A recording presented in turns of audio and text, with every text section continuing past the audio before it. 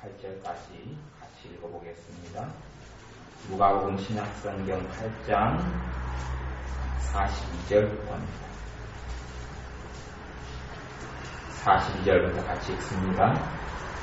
이는 자기에게 12살 먹은 외딸이 있어 죽어가 미려라. 예수께서 가실 때에 우리가 옹이하더라. 이에 12해를 혈루증으로 앓는 중에 아무에게도 고침을 받지 못하던 여자가 예수의 뒤로 와서 그 옷가에 손을 대니 혈루증이 즉시 그쳤더라.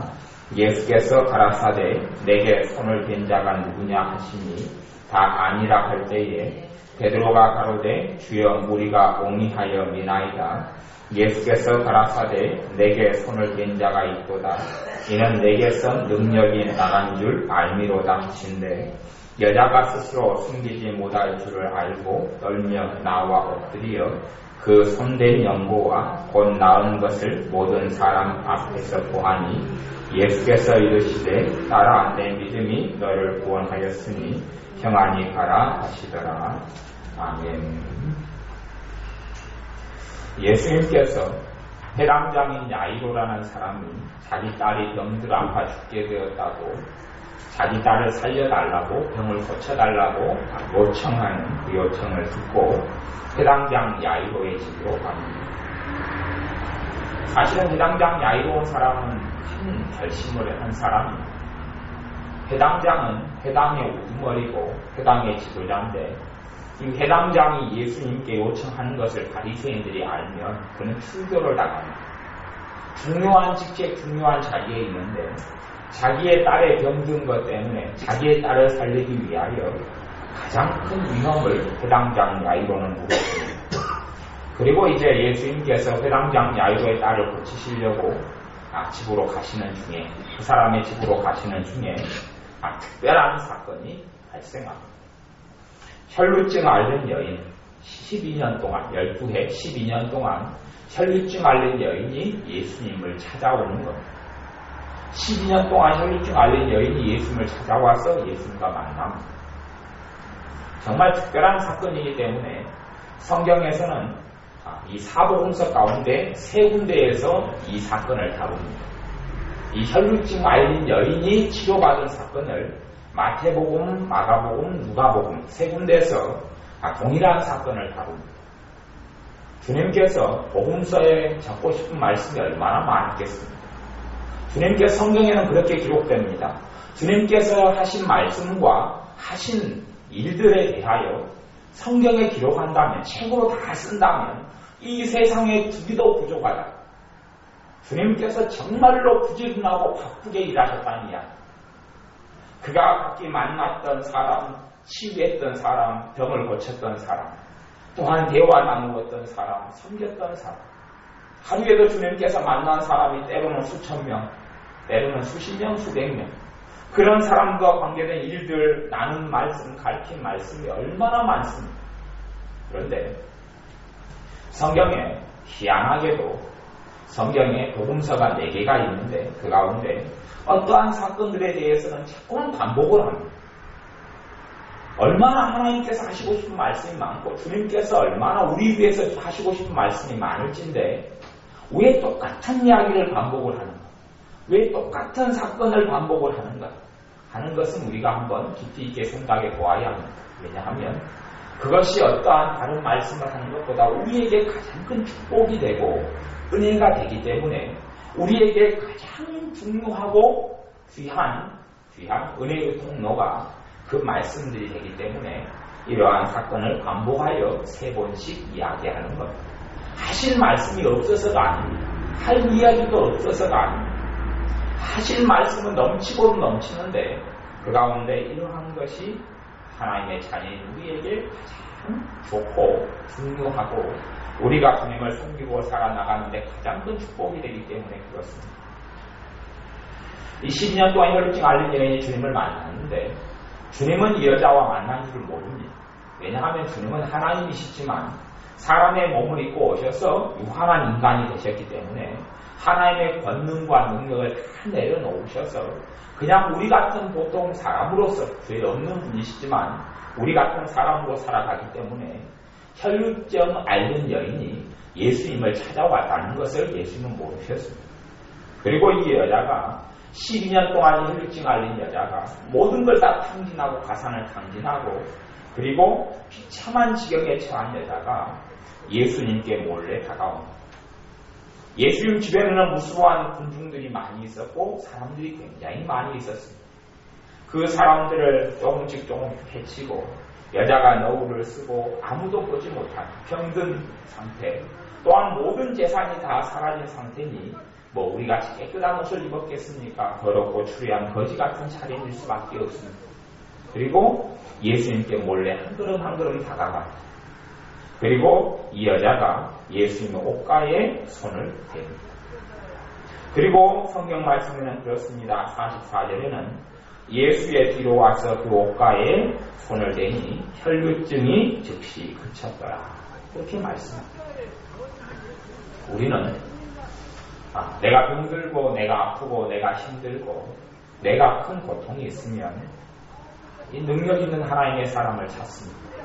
아니면 기도원을 찾거나 대단한 은사를 가진 사람을 찾습니다. 그런데 우리가 정말 잊고 있는 것이 있습니다. 이 여자는 혈루증 앓린 여자는 예수님을 찾았고 예수님의 옷가에 손을 만졌다는 이야기. 그리고 예수님께서는 아무것도 따지지 않았습니다. 예수님에게서 그냥 능력이 흘러나가는 겁니다. 예수님에게서 그냥 능력이 흘러나가는 겁니다. 이 여자에게 너가 회개했느냐? 아니면 너가 너 행동거지를 고쳤느냐? 너가 기도 생활을 많이 하고 있느냐? 너가 나를 사랑하느냐? 사실은 그런 것도 전혀 따지지 않습니다. 아무것도 따지지 않습니다. 아무 말씀도 하지 않습니다. 가장 절박한 문제와 일들, 이러한 죽어가는 질병, 가장 비참하고 고통스러운 질병 중에 하나인 혈루증으로 주님을 만나서 주님의 옷가에 손을 대니 주님은 가타부타 아무 말씀 안 하셨고 그리고 주님의 몸에서 능력이 흘러나왔습니다. 사실은 주님을 떠나서 이야기한다 할지라도 그 능력의 근원은 성령 하나님이고 아버지 하나님이고 또한 주님도 능력의 근원이죠. 그런데 아버지 하나님의 입장으로서 이야기한다면 전능하신 아버지 하나님은 아시죠.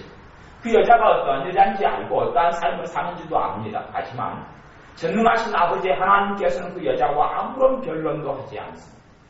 아무런 책망도 하지 않고 아무런 야단도 치지 않습니다. 그리고 예수님에게서 능력이 흘러나가게 하십니다. 마찬가지로 우리 주님도 마찬가지입니다. 주님을 통하여 치유의 능력이 나타난다는 것은 주님께서 모든 사람을 그렇게 사랑하시기 때문에 그렇습니다. 그리고 주님을 통하여 하나님의 능력이 나갑니다. 46절에 보면 예수께서 가라사대 내게 손을 댄 자가 있도다. 이는 내게서 능력이 나간 줄 알미로다. 우리는 복음 속에서 삽니다. 우리는 예수님의 사랑 속에 살고 예수님의 은혜 속에 삽니다. 우리는 복음 속에 산다는 것은 복음 속에 살지만 복음을 누리고 사는 사람도 있고 못 누리고 사는 사람도 있습니다. 복음 속에 들어왔습니다. 우리는 예수님을 통하여 복음 속에 들어왔습니다. 복된 소식, 기쁨의 소식, 하나님의 나라 속에 들어왔습니다.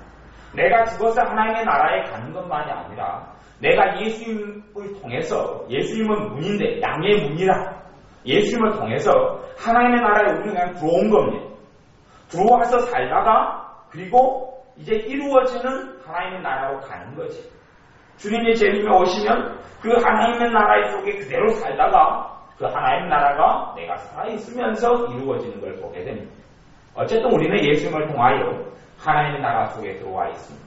그런데 하나님의 나라 천국 속에 들어와 있는데 천국을 누리고 사는 사람이 있고 누리고 못 사는 사람이 있습니다. 가장 큰 이유는 그렇기도 합니다. 이 여인처럼 예수님의 옷자락에 손을 대지 않기 때문에 그렇습니다. 아니요. 예수님이 천국에 가셨는데 하나님 보좌 우편에 계시는데 예수님의 옷자락에 어떻게 손을 댄단 말입니까? 예수님이 물론 그 부활하신 몸은 하나님 보좌 우편에 있습니다. 그러나 하나님의 비밀 중에 하나인 우리 안에 계신 그리스도, 우리 안에 계신 그리스도는 그대로 우리 안에 거하시고 계십니다. 그의 영으로 그의 거룩하신 영이신 진리의 영이신 성령님을 통하여 예수님은 우리 안에 내주하시는 겁니다. 성령 하나님도 우리 안에 계시고 성령 하나님을 통하여 예수님께서 친히 내 안에 믿는 자 안에 거하시는 겁니다.